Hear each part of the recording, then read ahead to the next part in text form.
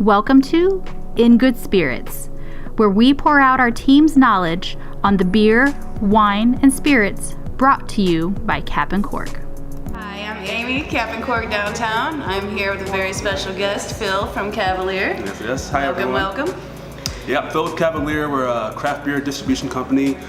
Been selling beer personally for about 3.5 years, and our company's been open for 26, so we're here to sample some awesome beers for spring.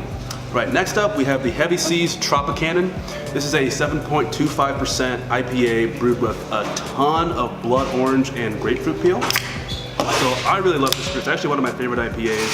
When people ask me, hey Phil, what are you drinking? What's your go-to IPA?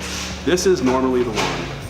Only because most of the aroma, it smells like someone just squeezed an orange peel in your face. Literally so much orange zest. I can smell it from the glass, even though it's far away from my face. There you go, Amy. Thank you.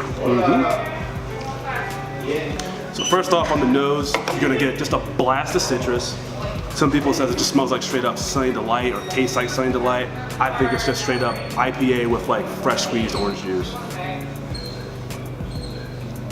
Slightly bitter, very approachable. I think if you're not a big fan of IPAs, this is a good start off point, just because that citrus helps balance out the hops. It does, it makes it mellow it out. It's pretty good. So I would definitely recommend this, especially for spring and summer, to get your citrus kick on. All right, and the last selection we got for the spring beer is the Urban Artifact, the Gadget. Now, this is a brand that launched in Indiana a couple years ago. They got so big, they had to pull out after only being in here for about a month or so, but now they're back. They do all sours, wild beers, things like that.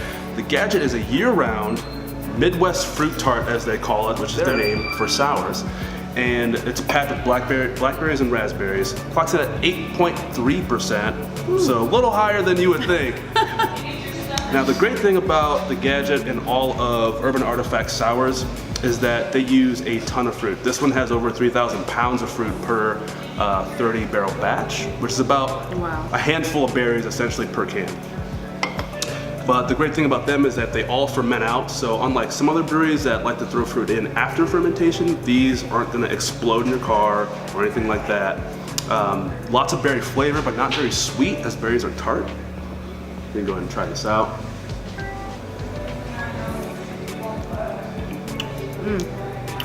It tastes like you just put a handful of berries. It's not super sour, right? Yes, also not super sour. Right, so this is a good one. People are just getting into the sours. Yes, and I would say Urban Artifact as a brand, if you're just getting into sours, they are very, very approachable. Like this one, like Amy said, it's a little tart, but it's not like mouth puckery, eating a lemon sour.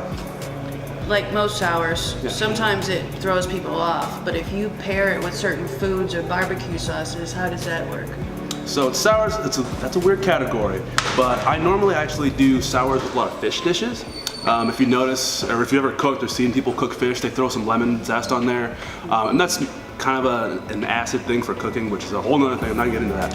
But it does pair really well with a lot of fish dishes. This one I would probably do something a little heftier like salmon.